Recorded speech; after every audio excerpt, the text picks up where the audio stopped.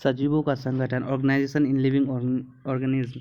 कोशिका सेल, कोशिका की खोज। कोशिका सेल किसी जीव की संरचनात्मक एवं क्रियात्मक इकाई, स्ट्रक्चर एंड फंक्शनल यूनिट होती है। साथ में इसकी सर्वप्रथम निर्जीव, इसकी सर्वप्रथम खोज रॉबर्ट हुक ने स्वनिर्मित माइक्रोस्कोप से की थी 1665 में।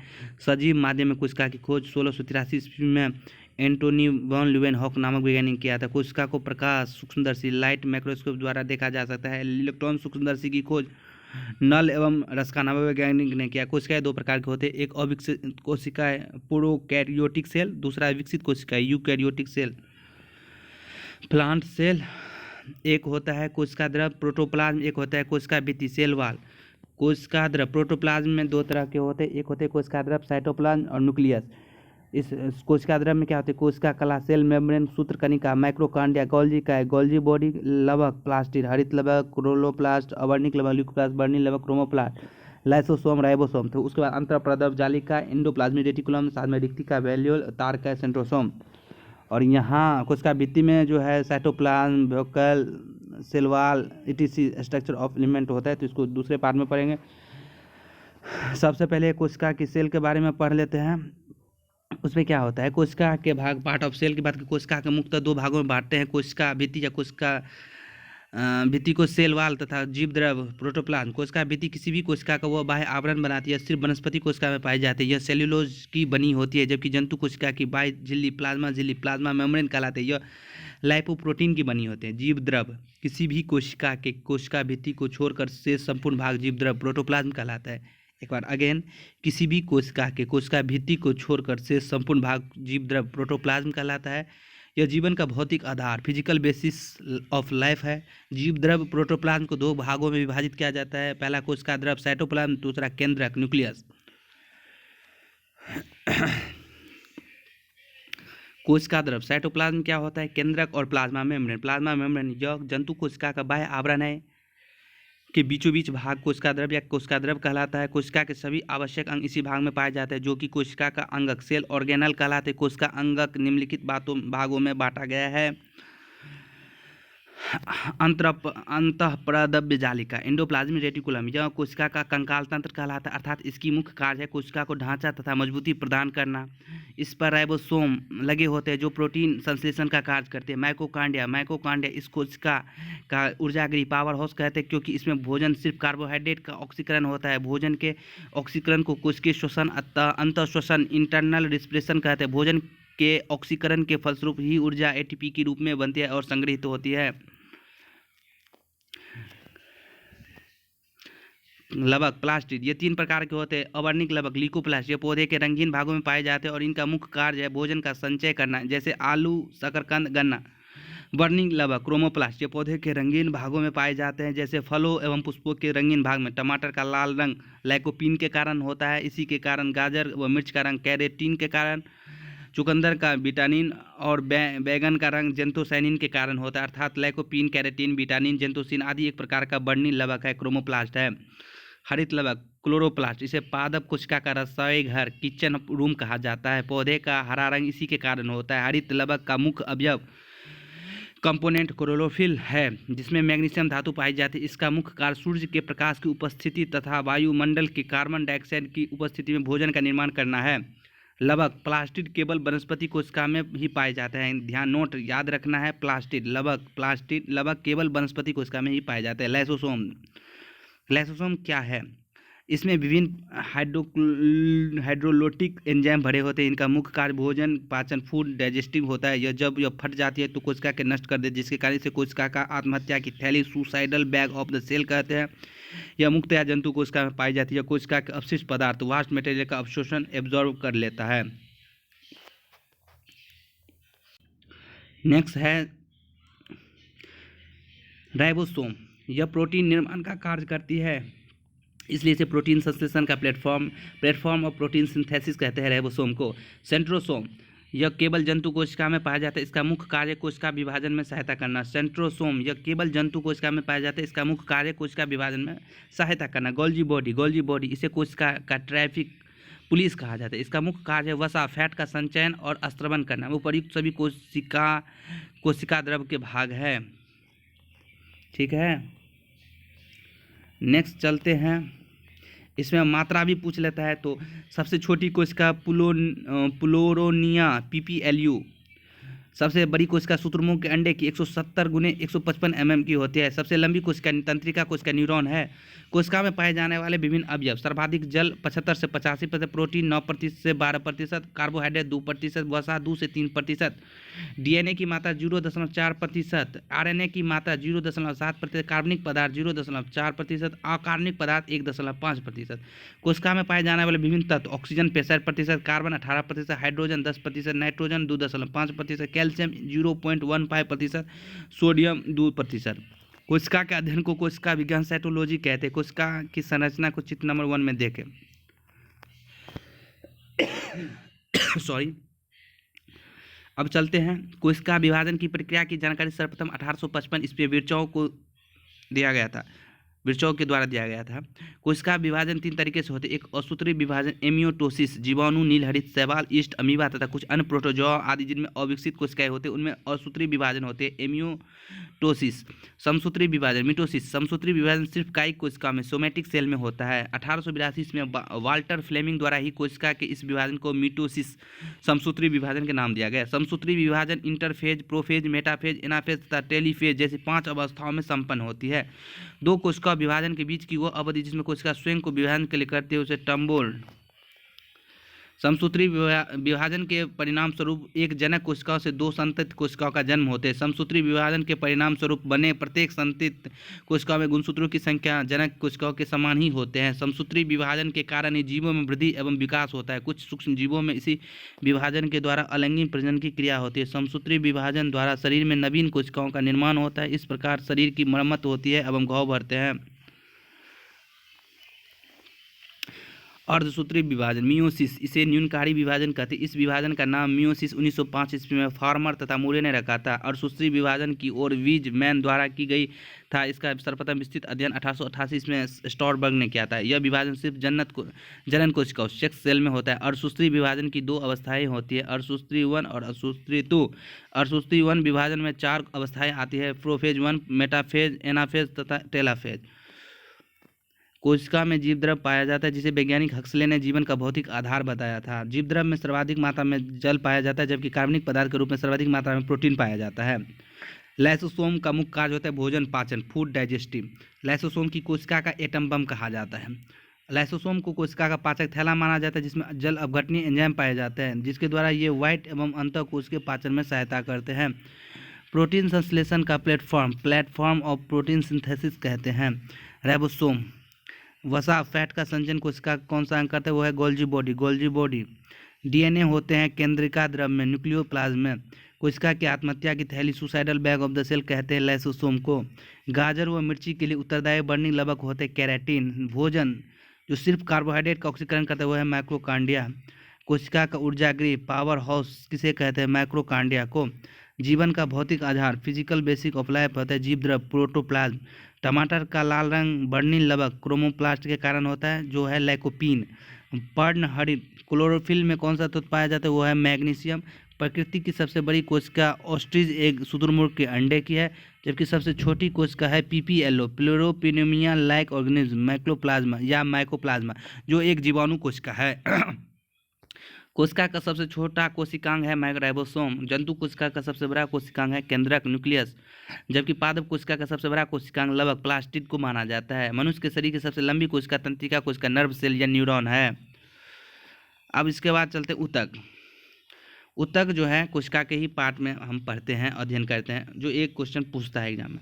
कोशिकाओं का वह समूह जिसकी उत्पत्ति संरचना एवं समान कार्य जो है ऊतक टिश्यू कहलाते हैं। ऊतकों का अध्ययन हिस्टोलॉजी या औतकीय में किया जाता है। ये जंतु एवं वनस्पति विभिन्न प्रकार के होते हैं।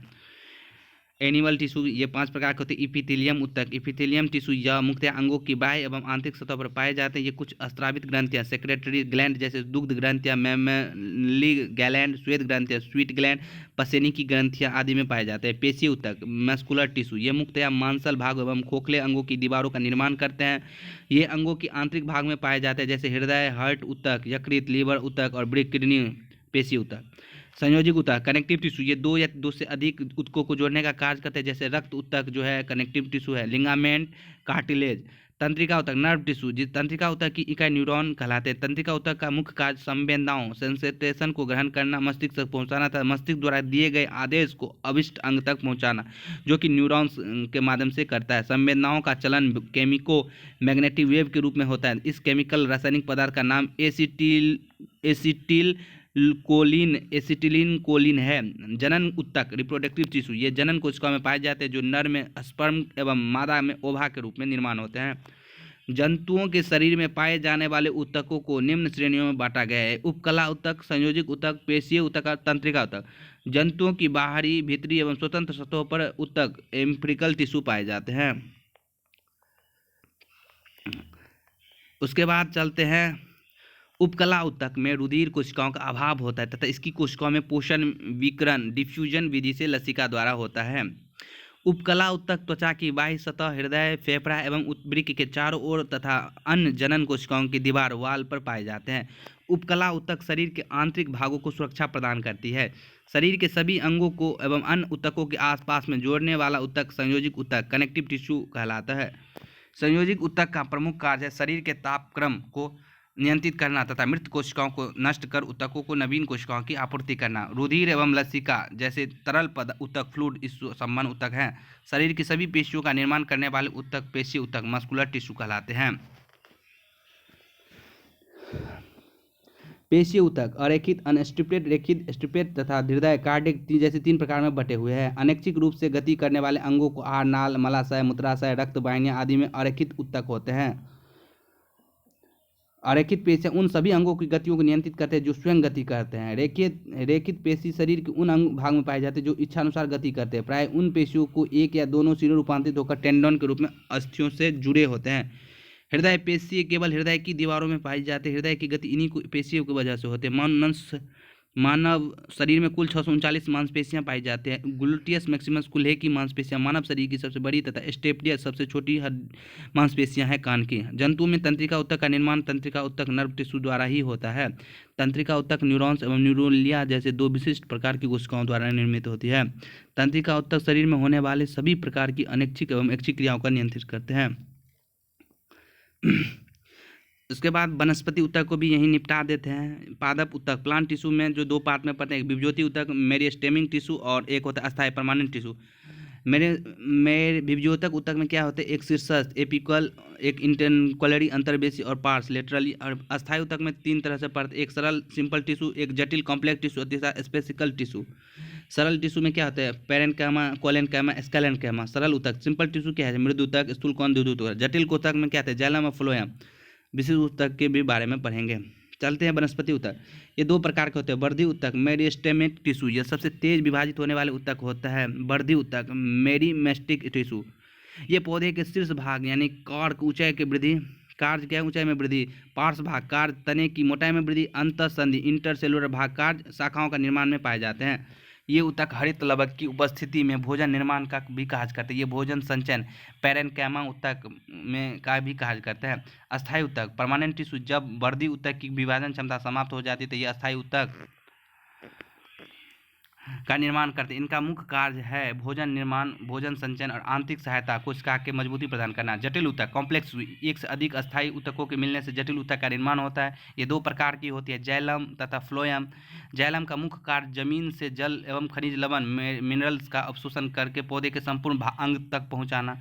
फ्लोएम के कार्य है पत्तियों द्वारा बनाए गए भोजन को पौधे के जड़ तक पहुँचाना। जाइलम गुरुत्वाकर्षण बल के विरुद्ध कार्य तथा फ्लोएम गुरुत्वाकर्षण की ओर कार्य करते हैं। लिंगामेंट स्नायु ऊतक, ये एक अस्थि को दूसरे अस्थि से जोड़ती है। टेंडन कांड्रा ऊतक मांसपेशियों को अस्थियों से जोड़ता है। तंत्रिका ऊतक नर्व टिश्यू की क्या न्यूरॉन्स होती हैं। तंत्रिका ऊतक संवेदनाओं का मस्तिष्क तथा संप्रेषण किसके माध्यम से करते हैं, वो है न्यूरॉन के माध्यम से। पत्तियों द्वारा बनाए गए भोजन को जड़ तक पहुंचाने का कार्य कौन करता है, फ्लोएम।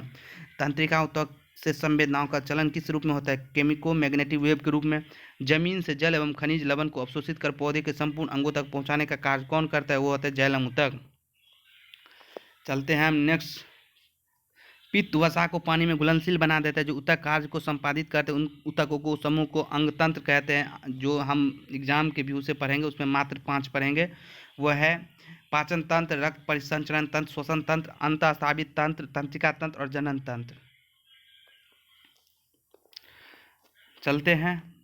पाचन तंत्र डाइजेस्टिव सिस्टम में दो तरह से, एक आहारनाल एलिमेंट्री कैनल के पूरा भाग को पढ़ते हैं, दूसरा पाचक ग्रंथियां और डाइजेस्टिव ग्लैंड जो है उसमें दो आते हैं, एक पेनक्रियाज और अग्नाशय। मुख पहले आहारनाल में शुरुआत होते हैं मुख गुहा, मुख गुहा से मौथ, वोकल कैविटी, ग्रास नली, ओसियोफेज, उसके बाद आमाशय, उसके बाद छोटी आंत, उसके बाद बड़ी आंत। छोटी आंत में 3 पार्ट में होते हैं, स्मॉल इंस्टेंट 3 पार्ट में, गृहिणी, जेजुनम, इलियम, डिडुनम, जेजुनम, इलियम। और बड़ी आंत में क्या होते हैं, लार्ज इंस्टेंट में क्या होते हैं, अंधनाल, सिक्कम, कोलन और रेक्टम। ठीक है। पाचन तंत्र डाइजेस्टिव सिस्टम में मूत्र, बाइल, उसका लीवर, ग्लैल ब्लैडर, इस सब इत्यादि के बारे में भी पढ़ते हैं। चलिए, जो एग्जाम में पूछता है उससे बनते हैं क्वेश्चन। मनुष्य में पाचन मुख से प्रारंभ होकर गुद्दा एनस तक होती है। इसके निम्नलिखित भाग है, मुख मूत्र, दूसरा है ग्रसनी ओसियोफेज, तीसरा आमाशय स्टोमा, चौथा है छोटी आंत स्मॉल इंस्टेंट, पांचवा है बड़ी आंत लार्ज इंस्टेंट, छठा है मलाशय रेक्टम। उपर्युक्त अंगों को पाचन निम्नवत होता है। पहला है मुख, इसमें लाल ग्रंथियां सिलेबली ग्लैंड से लाल निकलकर भोजन से मिलकर भोजन को अम्लीय रूप में प्रदान करते हैं तथा लार में पाई जाने वाली एंजाइम इमाइलेज अथवा टाइलिन मॉन्ड स्टार्च को आंशिक रूप से पचाने का कार्य करते हैं। मुख में गर्म भोजन का स्वाद बढ़ जाता है क्योंकि जीभ की पृष्ठ क्षेत्र सरफेस एरिया बढ़ जाती है। मुख में पाए जाने वाले एक एंजाइम लाइसोजाइम बैक्टीरिया को मारने का कार्य करता है। भोजन मुख से आगे की पाचन तंत्र में क्रमांकुचन कॉन्ट्रेक्टाइल या पेरिस्टाइल गति से बढ़ता है। उदाहरण के लिए सर्पों में पाई जाने वाली विष ग्रंथियां मनुष्य के किस ग्रंथि की रूपांतरण होती है, वह लाल ग्रंथियों के। दूसरा है ग्रसनी, इस भाग में कोई पाचन क्रिया नहीं होती, यह सिर्फ मुख और आमाशय स्टोमाच को जोड़ने का कार्य करते हैं। आमाशय में भोजन का पाचन अम्लीय माध्यम से होता है। मनुष्य के आमाशय में जठर ग्रंथियां गैस्ट्रिक ग्लैंड पाई जाते हैं जो जठर रस का स्रावन करती है। जठर रस के रासायनिक संगठन में सर्वाधिक मात्रा में जल पाया जाता है। इसके अतिरिक्त HCl तथा विभिन्न प्रकार के एंजाइम पाए जाते हैं। आमाशय में निम्न एंजाइम पाए जाते हैं जिनके मुख्य कार्य है, पेप्सिन एंजाइम का काम है इसके द्वारा प्रोटीन का पाचन करना। रेनिन एंजाइम का काम है दूध में पाए जाने वाले कैसीन प्रोटीन का पाचन करना। लाइपेज एंजाइम का कार्य है इसके द्वारा वसा का पाचन होता है। इमाइलेज एंजाइम इसके द्वारा मंड का पाचन होता है। HCl आमाशय में भोजन के पाचन के माध्यम से अम्लीय बनाता है। भोजन के साथ आए हानिकारक जीवाणु तथा कंकर तथा पत्थर जैसे कणों को गला देती है HCl। छोटी आंत सॉरी छोटी आंत में भोजन का पाचन क्षारीय माध्यम से होता है। छोटी आंत में भोजन का पाचन क्षारीय माध्यम से होता है क्योंकि आंतीय रस का pH मान 8.0 से 8.3 होता है। छोटी आंत को आहार नाल का सबसे लंबा भाग माना जाता है जिसकी लंबाई 5 से 6 से 7 मीटर होती है। कार्य तथा संरचना के आधार पर छोटी आंत के 3 भाग हैं जिन्हें क्रमशः गृहिणी, मध्यांत्र और शेषांत्र कहा जाता है। छोटी आंत के गृहिणी भाग में भोजन के पाचन में पित्तरस और अग्नाशय रस सहायक होते हैं। पित्तरस का निर्माण यकृत में और अग्नाशय रस का निर्माण अग्नाशय में होता है। यकृत मनुष्य के शरीर की सबसे बड़ी बाह्य स्रावित ग्रंथि है। भार के आधार पर यकृत को शरीर के सबसे बड़ा अंग माना जाता है जिसका भार लगभग 500 ग्राम होता है। लंबाई के आधार पर शरीर का सबसे बड़ा भाग त्वचा को माना जाता है। मनुष्य में एक यकृत पाया जाता है जो 2 पिंडों का विभाजित होता है जिसमें दाएं पिंड में नीचे की ओर एक थैलीनुमी रचना पाई जाती है जिसे पित्ताशय कहते हैं। पित्ताशय को गॉल ब्लैडर के रूप में भी जाना जाता है। पित्तरस का संचयन होता है जबकि पित्तरस का निर्माण यकृत में होता है। कुछ स्तनधारी प्राणियों में पित्ताशय नहीं पाए जाते जैसे कि घोड़ा, जेबरा, गधा, खच्चर तथा चूहा आदि। यकृत में बिना पित्त रक्त क्षारीय प्रकृति का होता है जिसका pH मान 7.7 होता है। पित्त रस में एंजाइम नहीं पाए जाते फिर भी इसके द्वारा वसा का पाचन होता है जिसे एमल्सीकरण कहा जाता है। एमल्सीकरण की क्रिया का संबंध यकृत से ही है। अग्नाशय पेनक्रियाज, अग्नाशय मनुष्य के शरीर का ऐसा अंग है जो मिश्रित ग्रंथि मिक्स्ड ग्लैंड की तरह कार्य करता है। अग्नाशय में बाह्य स्रावित भाग के रूप में अग्नाशयी नलिका पाई जाती है जबकि अंतःस्रावी भाग के रूप में लैंगरहैंस की दीपिका आइसलेट्स ऑफ लैंगरहैंस पाए जाते हैं। लैंगरहैंस की दीपिकाओं का निर्माण 3 प्रकार की कोशिकाओं से होता है जिन्हें क्रमशः अल्फा, बीटा और गामा कोशिकाएं कहते हैं। यहीं से क्वेश्चन बनते हैं। अब वो है अल्फा कोशिका। अल्फा कोशिकाओं में ग्लूकागॉन हार्मोन का स्रावन होता है। यह हार्मोन रुधिर में ग्लूकोज की मात्रा को बढ़ाता है। बीटा कोशिका, ये कोशिका इंसुलिन हार्मोन का स्रावन करता है जो रुधिर में ग्लूकोज की मात्रा को नियंत्रित करता है। इंसुलिन हार्मोन के अल्प स्रावन से रुधिर में ग्लूकोज की मात्रा बढ़ जाता है जिसे मधुमेह रोग, शुगर डायबिटीज मेलेसियस कहा जाता है। अग्नाशय में अग्नाशयी रस का निर्माण होता है जिसे पूर्ण पाचक रस के नाम से भी जाना जाता है क्योंकि इसमें सभी प्रकार के पोषक तत्व को पूर्णतया पचाने वाले एंजाइम पाए जाते हैं। जैसे प्रोटीन के पाचन के लिए ट्रिप्सिन एंजाइम पाया जाता है। छोटी आंत में पाए जाने वाले आंतीय ग्रंथियां जिन्हें बुर्नर्स ग्रंथियां कहा जाता है जिसमें आंतीय रस का निर्माण होता है जिसमें सभी प्रकार के पोषक तत्वों की पूर्णतः पचाने वाले एंजाइम पाए जाते हैं। इस प्रकार है कार्बोहाइड्रेट को पचाने वाले एंजाइम सुक्रोज एंजाइम, इसके द्वारा सुक्रोज शर्करा का पाचन होता है। लैक्टोज एंजाइम, इसके द्वारा दूध में पाई जाने वाली लैक्टोज शर्करा का पाचन होता है। माल्टेज एंजाइम, इसके द्वारा बीजों में पाई जाने वाली माल्टोज शर्करा का पाचन होता है। प्रोटीन पाचक एंजाइम, इरेप्सिन एंजाइम, इसके द्वारा प्रोटीन का पूर्ण पाचन होता है, अर्थात ये एंजाइम प्रोटीन को अमीनो अम्ल में तोड़ देता है। वसा पाचक एंजाइम, लाइपेज एंजाइम, इसके द्वारा वसा का पाचन वसीय अम्ल तथा ग्लिसरॉल में होता है। बड़ी आंत, इस भाग में बचे हुए भोजन का तथा शेष 90% जल का अवशोषण होता है। बड़ी आंत की लंबाई 1 से 1.5 मीटर होती है, जहाँ पर भोजन का पाचन नहीं होता है। कार्य तथा संरचना के आधार पर बड़ी आंत के 3 भाग होते हैं, जिन्हें क्रमशः अंधनाल, कोलन और मलाशय कहा जाता है। मलाशय, इस भाग में अपशिष्ट भोजन का संग्रह होता है, यहीं से समय समय पर बाहर निष्क्रमण होता है। नोट: सेल्यूलोज एक प्रकार का जटिल कार्बोहाइड्रेट का पाचन हमारे शरीर में नहीं होता है। सेल्यूलोज का पाचन सीकम में होता है। सीकम शाकाहारी जंतुओं में पाया जाता है। मनुष्य में सीकम निष्क्रिय अंग के रूप में अब बचा है। अंधनाल, सीकम से जुड़ी नलिकाओं संरचना को कृमि रूप परिशेष का वर्मीफॉर्म अपेंडिक्स कहा जाता है, जो मनुष्य में एक अवशोषी संरचना होती है, अर्थात वर्तमान समय में मनुष्य के शरीर में इस संरचना का कोई कार्य नहीं रहा है। शाकाहारी जंतुओं की कृमि रूप परिशेष का सेल्यूलोज की पाचन में सहायता करते हैं। मांसाहारी जंतु में ये संरचना नहीं पाई जाती। कृत्रिम रूप परिशेषका के बढ़ जाने पर अपेंडिक्साइटिस नामक रोग हो जाती है। अब दूसरा चलते हैं, रक्त परिसंचरण तंत्र। यहाँ से भी एक क्वेश्चन आ जाता है घूम फिर के।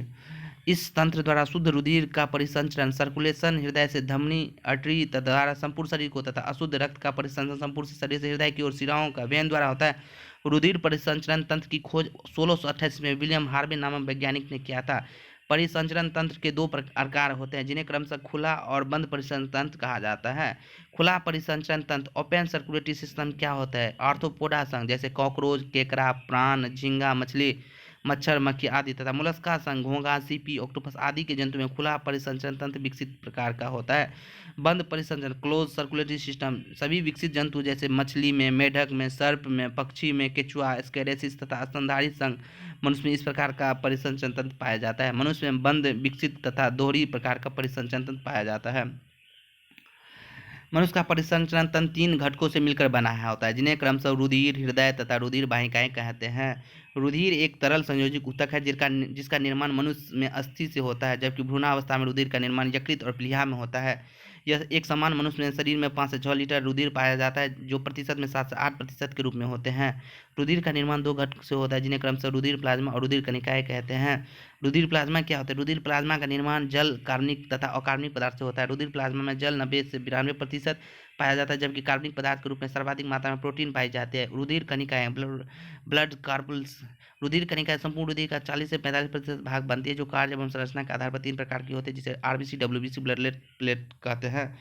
लाल रुधिर कणिका, रेड ब्लड सेल, आरबीसी को इरिथ्रोसाइट के नाम से जाना जाता है, जिनका निर्माण लाल अस्थिमज्जा वाले भाग में होता है। भ्रूणावस्था में आरबीसी का निर्माण यकृत और प्लीहा में होता है।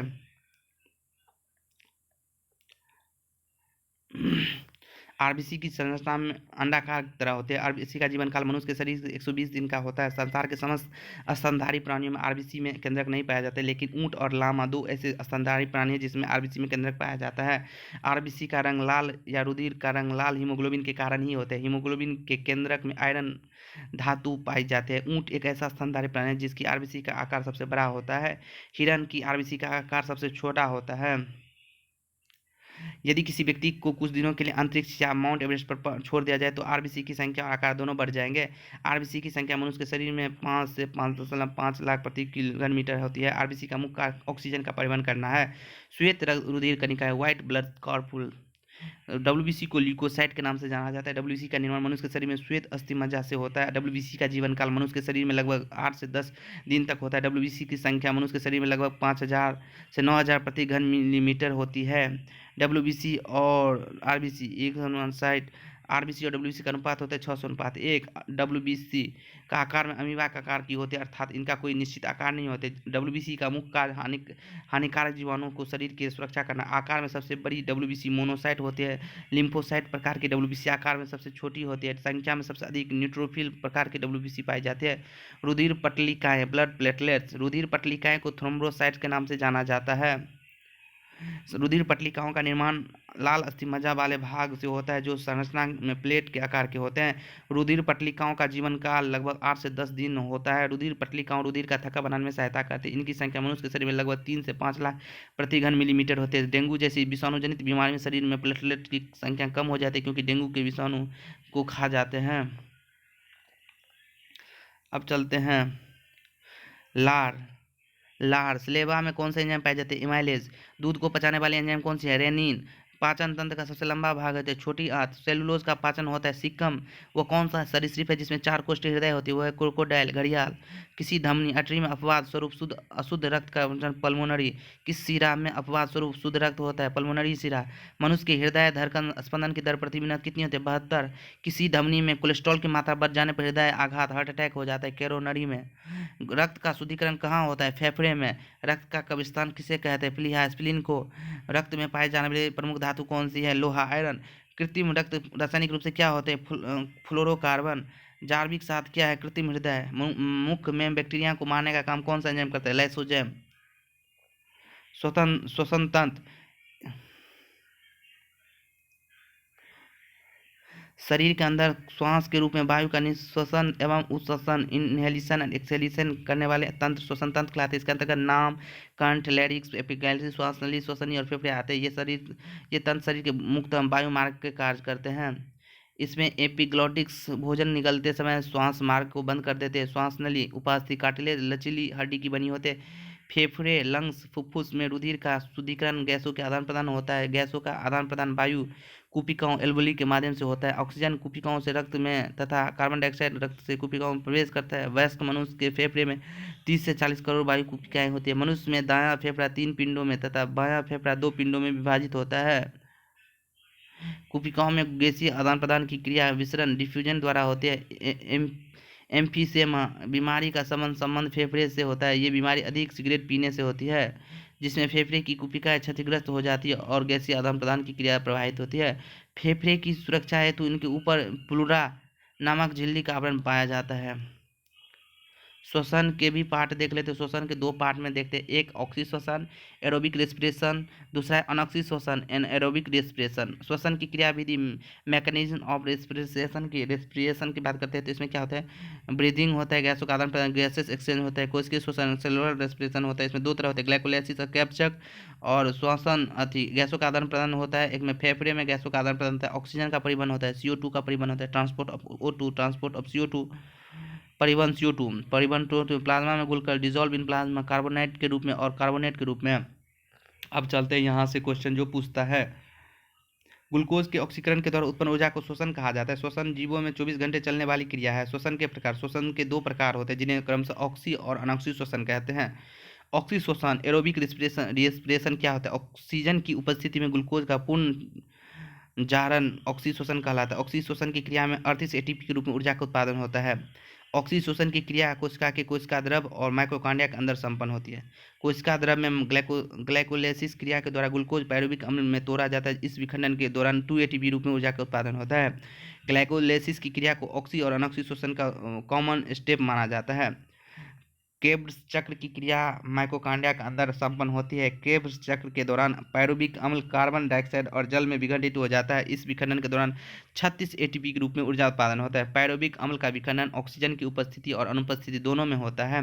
जब मनुष्य अधिक कार्य करता है तो मांसपेशियों में ऑक्सीजन के अभाव में पायरुविक अम्ल का विखंडन लैक्टिक अम्ल और कार्बनिक डाइऑक्साइड में हो जाता है। लैक्टिक अम्ल के जमाव के कारण ही मांसपेशियों में दर्द होती है। अनॉक्सी शोषण क्या होता है? एग्जाम में यहाँ से भी क्वेश्चन पूछते हैं।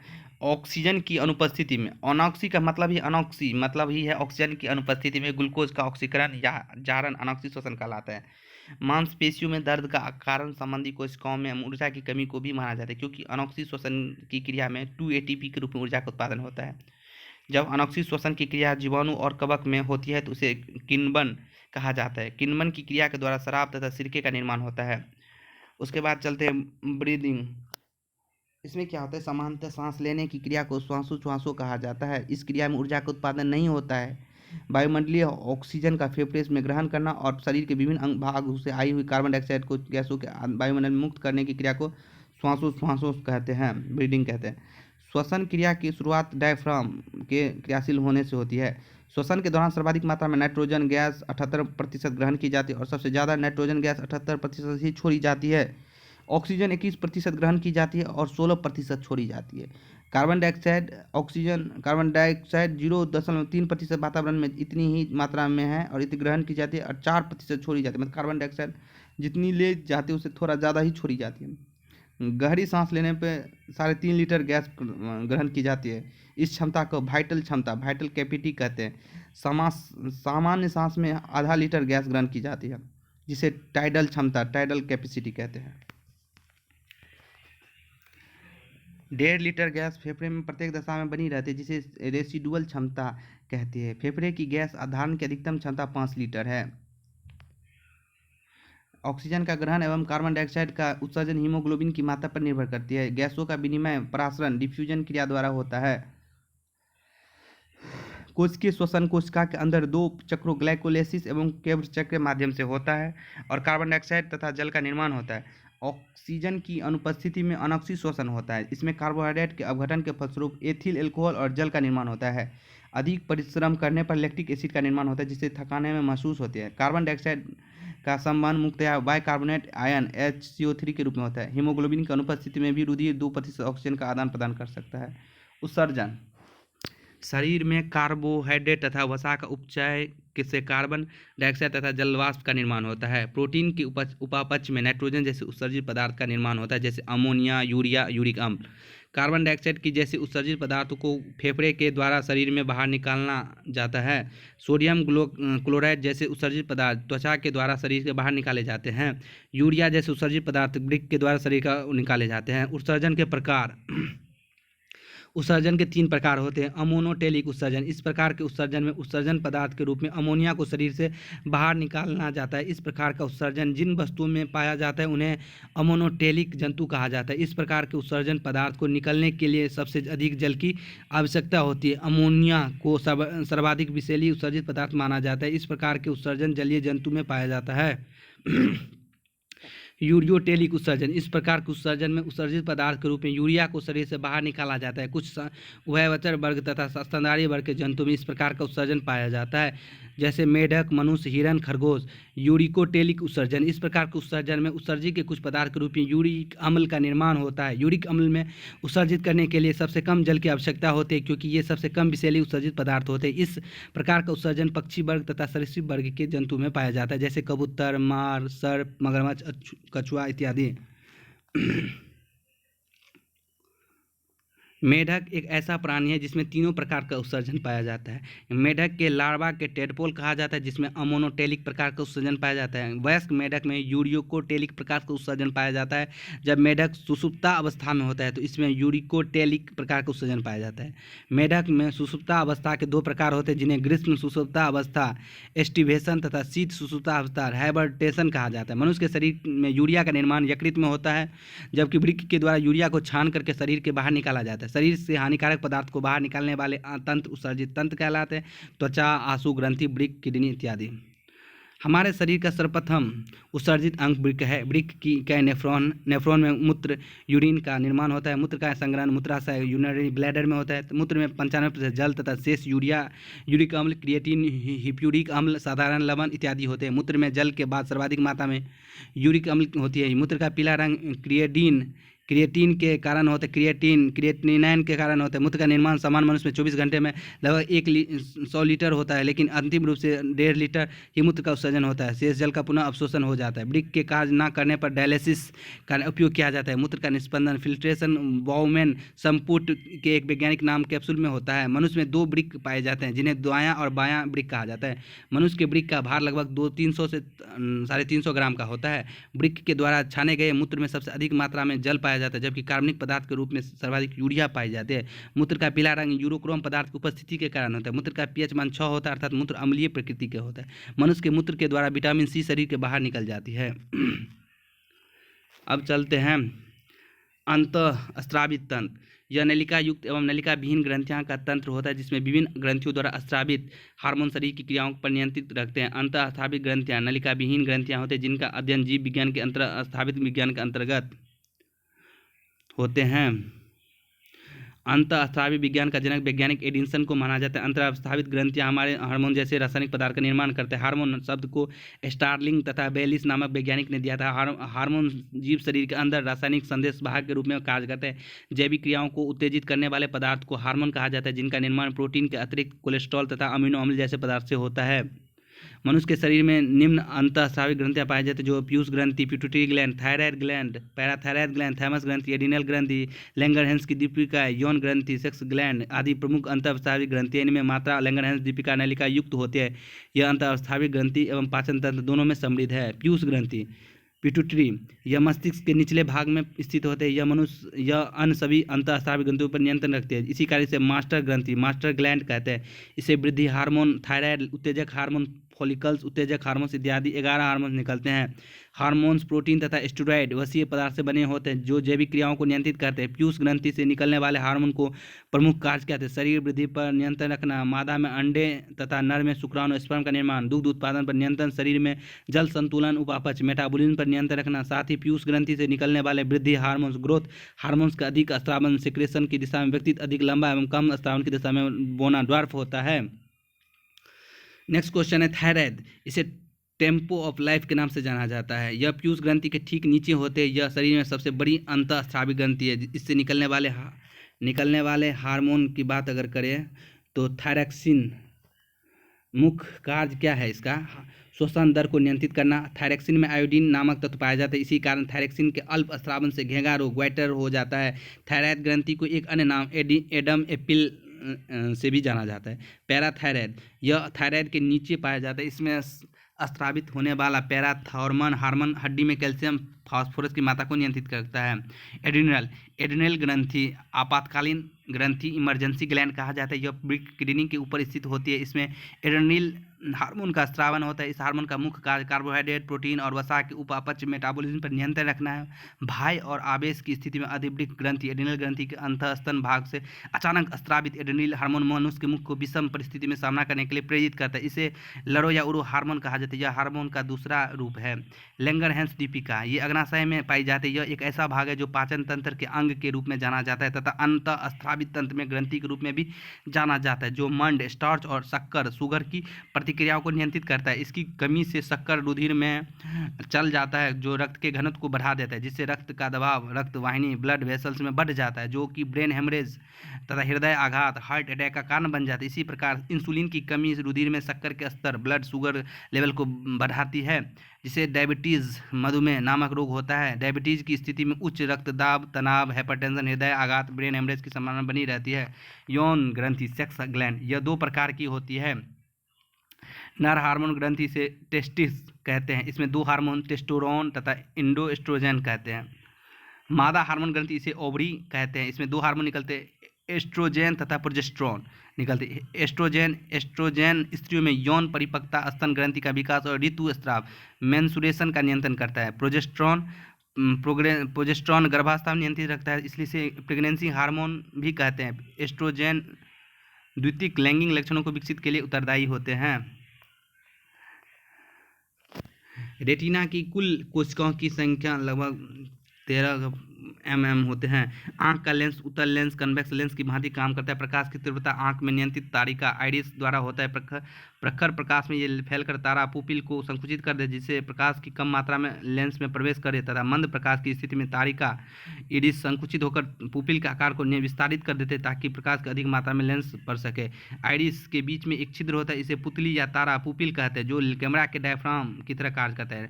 आंख पर चित्र बनाने की संबंधी बीमारियों का अध्ययन भौतिक विज्ञान में प्रकाश के अंतर्गत करेंगे। नाक नोज, यह घ्राण संवेदिक अंग है। घ्राण गंध का अनुभव प्रमस्तिष्क सेरिब्रम में होता है। कान, इसके 3 भाग है, बाह्य कान, मध्य कान, आंतरिक कान। बाह्य कान उपास्थि कार्टिलेज की बनी होती है। लचीली हड्डी का बना होता है। मध्य कान बाह्य कान आंतरिक कर्ण को जोड़ने का कार्य करता है। मध्य कर्ण में मेलियस इनकस स्टेपिस नामक 3 कर्ण अस्तिकाओं कान के इस भाग के हड्डियों से बनी होते हैं, जो ध्वनि कंपनों के कर्ण पट्टह बाह्य भाग में आंतरिक कर्ण तक पहुंचाती है। आंतरिक कर्ण अर्ध पारदर्शक झिल्ली का बना होता है, जिसे कला गहन मेम्ब्रेन लिम्बित कहते हैं। इस गलाघन के बाहर दो छिद्र होते हैं जिन्हें अंडाकार ग्वाच तथा वृत्ताकार ग्वाच कहते हैं। वृत्ताकार ग्वाच दो थैली सदृश पर छोटे छोटे होते हैं। जिह्वा यह स्वाद ग्राही अंग है। जिह्वा पर स्वाद कलिकाएं टेस्ट बर्ड पाई जाती है। किसी वस्तु का स्वाद तभी मालूम होता है जब पहले श्लेष म्यूकस भोजन के कणों को घुला दे। घुलित अवस्था में तंत्रिका संवेदी कोशिका उत्तेजित होकर स्वाद की उद्दीपनों को ग्रहण करते हैं। जिह्वा पर 4 प्रकार के स्वाद का अनुभव होता है। यह है मीठा, तीखा, नमकीन और खट्टा। शरीर की सबसे लंबी बड़ी हड्डी कौन है? फीमर। बाल एवं नाखूनों की रचना किस प्रोटीन से होती है? क्रिएटिन। कौन सी हड्डी मानव शरीर में कठोर भाग है? वह इनामेल हड्डी। सिर के अस्थि का भाग खोपड़ी स्कल। कुल कितनी हड्डियां हैं? 28। शरीर की सबसे छोटी हड्डी स्टेपिस कहाँ पाई जाती है? कान में। शरीर में ताप का नियंत्रण मस्तिष्क का किस भाग में होता है? प्रमस्तिष्क सेरिब्रम। साइकिल चलाने के दौरान शरीर का संतुलन मस्तिष्क का कौन सा भाग रखता है? अनुमस्तिष्क सेरिबेलम। किस उद्दीपनों के दौरान शरीर का संतुलन मस्तिष्क का कौन सा भाग रखता है? अनुमस्तिष्क। किसी उद्दीपन के प्रचुर में किसी अंग में केंद्रीय तंत्रिका तंत्र की जो प्रतिक्रिया होती है उसे क्या कहते हैं? प्रतिवर्ती क्रिया, रिफ्लेक्सिव एक्शन। प्रतिवर्ती क्रियाओं द्वारा शरीर का नियंत्रण शरीर का कौन सा अंग होता है? मेरुरज्जु, स्पाइनल कॉर्ड। त्वचा का रंग किस पिगमेंट के कारण होता है? मेलेनिन। त्वचा का विमोचन केरोनेसिस क्या होता है? अधिचर्म का बाहर निकलना। वस्तु का प्रतिबिंब आंख के किस भाग पर बनता है? रेटिना पर। नेत्रदान की स्थिति में आंख के किस भाग को दान किया जाता है? कॉर्निया को। आंख में बाहर से पड़ने वाले प्रकाश को कौन सा भाग नियंत्रित करता है? आइरिस। आंख का लेंस कौन सी भांति काम करता है? उत्तल लेंस के भांति। अब चलते हैं स्वास्थ्य विज्ञान की वह शाखा जो मानव स्वास्थ्य का अध्ययन भी करती है। मनुष्य में स्वस्थ होने वाले रोगों के कारण पहचान है उनके निराकरण का स्वास्थ्य विज्ञान कहते हैं। इसमें विज्ञान में क्या क्या आते हैं? संतुलित आहार, प्रोटीन, वसा, कार्बोहाइड्रेट, खनिज लवण, विटामिन, जल, विभिन्न अंग के रोग कारक प्रभावित आदि का अध्ययन करते हैं। पोषक तत्व की बात करें तो इसमें आते हैं कार्बनिक पोषक तत्व और अकार्बनिक पोषक तत्व। कार्बनिक पोषक तत्व में क्या क्या आते हैं? कार्बोहाइड्रेट, वसा, प्रोटीन, विटामिन का। और अकार्बनिक में आते हैं जल और खनिज लवण। कार्बोहाइड्रेट में आते हैं एक अणु शर्करा, मोनोसैकेराइड जैसे ग्लूकोज, फ्रुक्टोज, द्विसैकेराइड, डाइसैकेराइड जैसे सुक्रोज, बहु मतलब स्टार्च, मंड और सेलुलोज। खनिज में आते हैं calcium, potassium, phosphorus, iron, sodium, iodine. भोज्य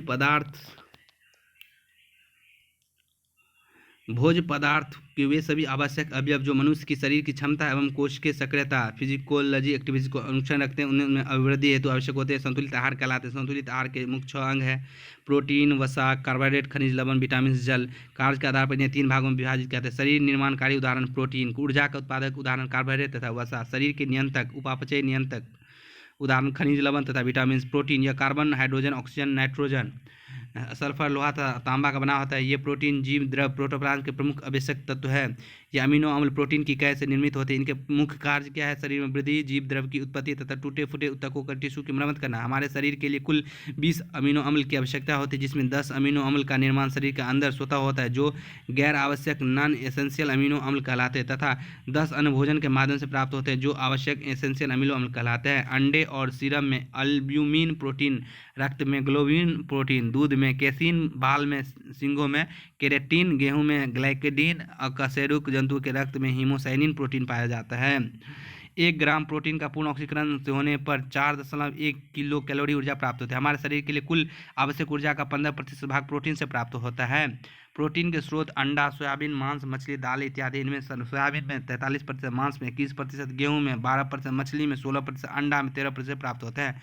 प्रोटीन की कमी से मेरेस्मस और क्वास्कर रोग होते हैं। वसा फैट, वसा कार्बन, हाइड्रोजन, ऑक्सीजन के बने होते हैं। इनमें ऑक्सीजन का अनुपात हाइड्रोजन की अपेक्षा कम होता है इसलिए ऑक्सीकरण पर प्रोटीन और कार्बोहाइड्रेट की अपेक्षा अधिक ऊर्जा 2 गुनी प्राप्त होती है। हाइड्रोजन का कैलोरिक मूल्य अधिक होती है। वसा के ऑक्सीकरण पर वसीय अम्ल और ग्लिसरॉल नामक 2 उत्पाद प्राप्त होते हैं। वसा का संचयन वसा ऊतक को एडिपोज टिश्यू में होता है। 1 ग्राम वसा के ऑक्सीकरण से लगभग 9.3 किलो कैलोरी ऊर्जा प्राप्त होती है। हमारे शरीर के लिए आवश्यक ऊर्जा का 35% भाग वसा से प्राप्त होते हैं। वनस्पति तेल, बादाम, मांस, घी वसा का मुख्य स्रोत है। बादाम में 58%, मूंगफली में 40%, सोयाबीन में 90%, सोयाबीन में 19%, चना में 5%, मछली में 4%। उसके बाद आते हैं कार्बोहाइड्रेट, ऑक्सीजन मिल के बने, इसमें हाइड्रोजन, कार्बन, हाइड्रोजन, ऑक्सीजन का अनुपात 2:1 होता है। काइटिन, कार्बोहाइड्रेट, नाइट्रोजन की पाया जाता है। कार्बोहाइड्रेट के प्रमुख स्रोत गेहूँ, चावल, केला, गन्ना इत्यादि है। गेहूँ में 79%, चावल गेहूँ में 78%, 20% चना में 58-59%, मूंगफली में। कार्बोहाइड्रेट 3 प्रकार। मोनोसेक्राइड, ये अंगूर, शहद और दूध से प्राप्त होते हैं। अंगूर की शर्करा को ग्लूकोज, शहद की शर्करा को फ्रुक्टोज, फ्रुक्टोज को फलों की शर्करा कहा जाता है। फ्रुक्टोज सबसे मोटी प्राकृतिक शर्करा है। सेक्रीन सबसे मीठी कृत्रिम शर्करा होती है, जिसका उपयोग मधुमेह की रोगियों को करते हैं।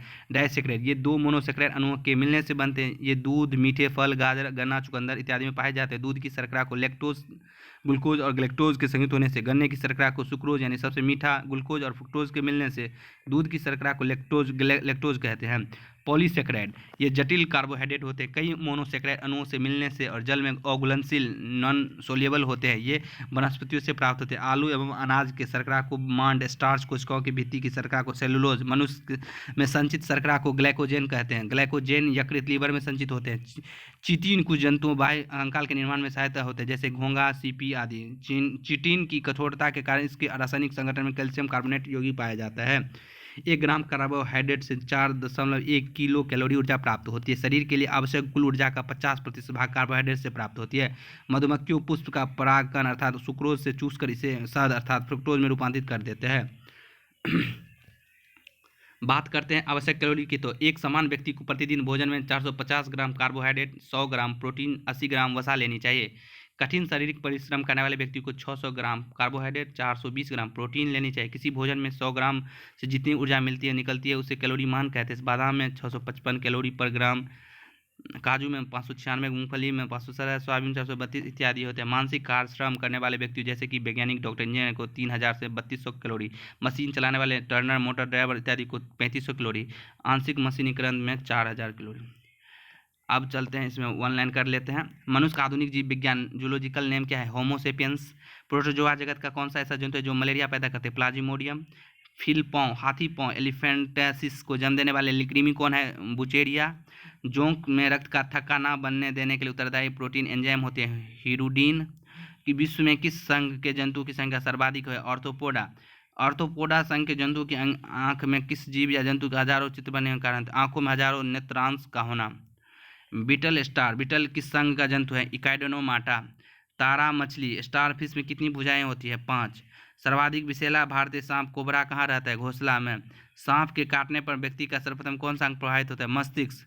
मनुष्य के बाद सर्वाधिक बुद्धिमान स्तनधारी कौन सा है? डॉल्फिन। अब चलते हैं, इसके डिटेल को देखते हैं। देखिए, हल्के कार्य करने वाले व्यक्ति को 2000 पुरुष को और महिला को 2100। 8 घंटे कार्य करने वाले 3000 पुरुष को, 2500 महिला को, और कठोर परिश्रम करने वाले को 3600 कैलोरी। और चिकित्सा संबंधित आविष्कार देख ले, मलेरिया परजीवी चिकित्सा रोनाल्ड रॉस, पेचिस तथा प्लेग चिकित्सा कीटी जाओ, इलेक्ट्रोकार्डियोग्राम आइवेनहॉ, प्रथम प्रणाली शिशु एडवर्ड एंड स्टेप्सो, गर्भ निरोधक गोलियां Pincus, open heart surgery Walter Lillehei, लिंग hormones Steinach, vitamin Funk, vitamin A McCollum, vitamin B McCollum, vitamin C होलकर, vitamin D Hopkins. Homeopathy Hahnemann, हृदय प्रत्यारोपण Christian Barnard, streptomycin Waksman, sulfa drugs Domagk, RNA James Watt तथा Arthur अर्क, DNA James Watt तथा Crick, antigen Landsteiner, insulin Banting एवं Best, chloroform Harrison एवं सिंपन, चेचक का टीका एडवर्ड जेनर, टेरामाइसिन फिनेल, रक्त परिवर्तन कार्ल लेन स्टीनर, बैक्टीरिया के Leeuwenhoek, TB bacteria Robert Koch, BCG Guerin Calmette, diabetes के Banting, polio vaccine John E Salk, penicillin के अलेक्जेंडर फ्लेमिंग। सबसे बड़ा सर्प पाइथन, सबसे बड़ा अंडा शुतुरमुर्ग, सबसे बड़ा कपिंग गोरिल्ला, सबसे छोटी स्तनी छुछुंदर, सबसे छोटा पक्षी हमिंग बर्ड, सबसे बड़ा जीवित पक्षी शुतुरमुर्ग, सबसे बड़ा तथा भारी स्तनी नीली व्हेल, सबसे बड़ा जीवित समुद्री टर्टल कछुआ, सबसे बड़ा स्थलीय स्तनी अफ्रीकन हाथी, सबसे व्यस्त मानव अंग हृदय, सबसे ऊंची स्तनी जिराफ अफ्रीका, अंड प्रजनक स्तनी एकिडना तथा डकफिल्ड प्लेटिपस, अंड जरायुज स्तनी कंगारू, सबसे तेज उड़ने वाले पक्षी कटिपुंज पक्षी स्थाइन टेल्स स्विफ्ट, सबसे तेज दौड़ने वाले जंतु चीता, सबसे बड़ी पत्ती वाला पौधा विक्टोरिया रेजिया, यह भारत में बंगाल में पाया जाने वाला जलीय पादप है। सबसे बड़ा फल लोडोसिया, इसे डबल कोकोनट भी कहते हैं, यह केरल में पाया जाता है। सबसे बड़ा आवृतबीजी वृक्ष यूकेलिप्टिस, सबसे छोटा आकार में आवृतबीजी पौधा क्या है? लेमना, यह जलीय आवृतबीजी है जो भारत में पाया जाता है। संसार में सबसे लंबा वृक्ष है सिकोया, यह एक नगनबीजी है, इसकी ऊंचाई 120 मीटर है, इसे coast redwood of California कहते हैं। सबसे छोटा आवृतबीजी है आरिस्थोबियम, यह एक द्विबीजपत्री है जो कि नग्नबीजियों के तने पर पूर्ण परजीवी से बनते हैं। साथ में चलते हैं यहाँ पे। सबसे बड़ा पुष्प है रेफलिसिया, सबसे छोटा पुष्प बुल्फिया, इसका व्यास 0.1 mm के होता है। सबसे छोटा टेरिडोफाइटा एजिला, ये एक जलीय पादप है। सबसे छोटे बीज आर्किड, सबसे कम गुणसूत्र वाला पादप हेप्लोपेपस ग्रेसिस, सबसे ज़्यादा गुणसूत्र वाला पौधा ओफ्यूग्लोसिस फर्न, जिसका डिप्लॉयड कोशिका में 1266 गुणसूत्र होते हैं। सबसे लंबे गुणसूत्र ट्राइलियम में, सबसे छोटे गुणसूत्र शैवाल में, सबसे बड़ा बीजांड साइकस जीवित जीवाश्म साइकस, सबसे बड़ा नरयुग्म साइकस, यह एक नग्नबीजी पादप है। सबसे भारी काष्ठ वाला पौधा है हार्डविचिया वैनेका, सबसे हल्की काष्ठ वाला पौधा है ओक्रोमा लेंगोपस, सबसे छोटा नग्नबीजी पादप जेमनिया पिग्मिया, सबसे छोटी कोशिका है माइकोप्लाज्मा गैलेक्सिटिकम। कॉफी देने वाला पौधा है ओफिया अरेबिका, इसमें कैफीन होता है। कोक देने वाले पौधा है थियोब्रोमा केकुओ, इसमें थियोब्रिन और कैफीन होती है। हफीम देने वाले पौधा को पोपी कहते हैं। पेम्पावार सेमेनिफेरम, इसमें पोमोपिन होता है। टेनिस गेंद जैसा फल कैंथ, जंगल की आग ढाक को कहते हैं। ठीक है, अब हम यहाँ से जो है दूसरा दिन करेंगे और इसमें केमिस्ट्री के पाठ को जोड़ेंगे। ठीक है।